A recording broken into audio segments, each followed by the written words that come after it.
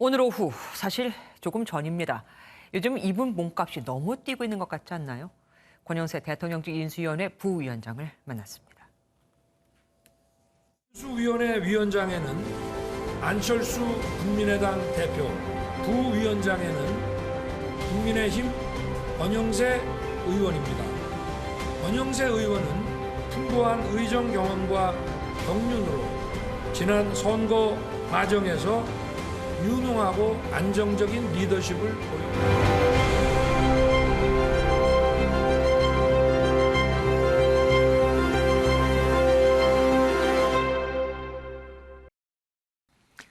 어서 오십시오. 와주셔서 고맙습니다.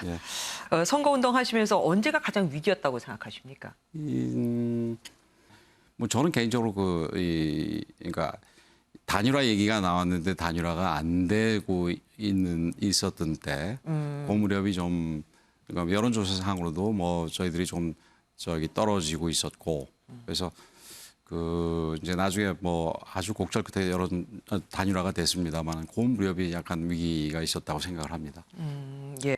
그리고 이제 지금 여가부 폐지 문제가 지금 예. 양당에서 좀 말이 많지 않습니까? 그렇죠. 지방선거 전초전이라는 말이 나올 수밖에 없습니다. 예. 권 위원장께서는 어떻게 이걸 풀어야 한다고 보십니까?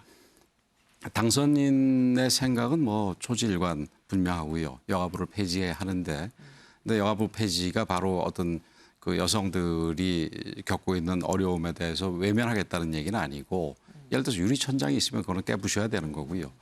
20대, 30대 남자층들이 뭐 할당제와 또 할당제의 어떤 유산으로부터 겪는 어려움 같은 거는 충분히 우리가 고려해 줘야 되니까, 네. 결국은 뭐 이것도 당선인께서 얘기하신 부분이겠습니다만은 공정의 측면에서 공정, 뭐 정의의 측면에서 풀어나가면 될 것이다 이렇게 생각을 합니다. 젊은 남녀 문제도 사실은 공정과 정의의 그렇죠. 문제로 풀어가야 할 예. 것이다. 그러니까 20대, 30대 남자들이 분노하는 것도 결국은 공정하지 못한 부분이고, 예. 그다음에 또 여성들도 분노하는 부분이 그게 뭐 정의롭거나 공정하지 못한 부분에 대해서 분노하는 거 아니겠습니까? 지금 인수위에서 부위원장을 맡고 계신데 인수위에서 일을 하시면서 가장 중요하다고 여기시는 게 있다면 뭘 꼽을 수 있을까요? 그러니까 첫째는 그 새 정부에서 실천할 이 국정 과제들을 골라내는 것. 그다음에 두 번째로는 그 국정 과제들을 실천할 인사들을 그렇죠. 제대로 선출해내는 것 두 가지라고 볼 수 있겠습니다. 네, 권성동 의원이 얘기한 게 있죠. 김호수 검찰총장에 대해서 대장동 수사가 잘 이루어지지 않았다고 보기 때문에 얘기하는 것 같은데 예. 스스로 거취를 결정해야 한다고 했습니다.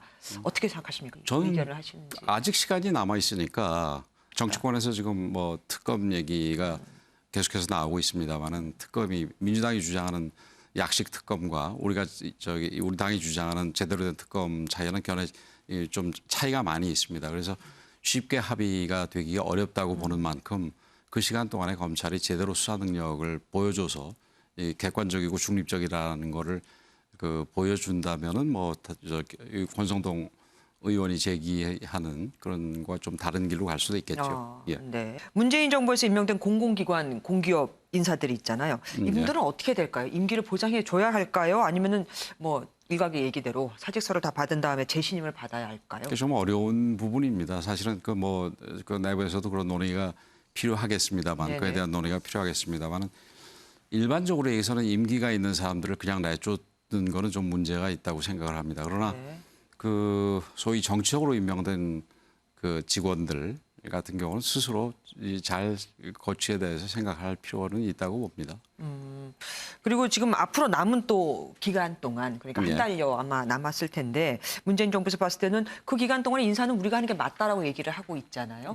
예. 하지만 또 다음 정권을 물려받으실 또 지금 여기 분들께서는 그렇게 생각을 안 하실 거란 말입니다. 형식적인 인사권은 당연히 그 현재 대통령인 문재인 대통령과 그 정부에 있겠죠. 근데 네.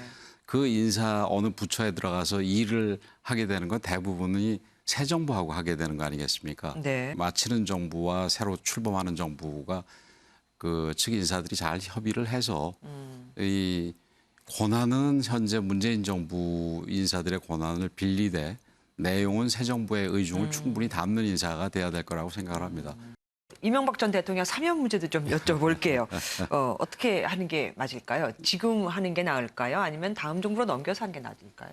예, 뭐 사실은 그 사면 문제 같은 경우는 뭐 대통령의 전권 사항이고 네. 또 그다음에 그게 이제 과연 저기 당선자와 현 대통령 사이에서 얘기할 문제인데 거기에 대해서 바깥에서 이게 필요하다 말다 하는 거를 논의하는 게 적절하냐 이런 차원에서 제가 말을 삼갔었는데 네. 뭐 얘기가 나왔으니까 저는 말씀을 드린다면은 그 사면 논의가 어차피 될 때는 그 문재인 대통령께서 사면을 해주시고 나가시는 게 좋겠다. 저는 이렇게 생각을 합니다.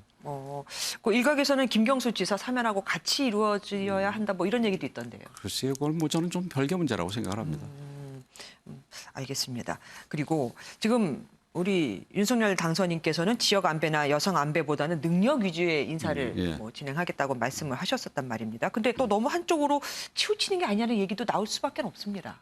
왜 우리가 뭐 성과주의 혹은 능력주의에 대해서 여러 가지 뭐 비판들이 있습니다만은 그게 새롭게 출범하는 뭐 학생들이라든지 취직할 정도의 연배 청년들에게는 능력주의 성과주의를 갖다 강요하는 게 문제가 있다고 보지만 네. 이제 한참 일하는 사람들에 대해서는 철저하게 능력주의로 보는 거가 저는 옳다고 생각을 합니다. 나와주셔서 고맙습니다. 예, 말씀 감사합니다. 고맙습니다.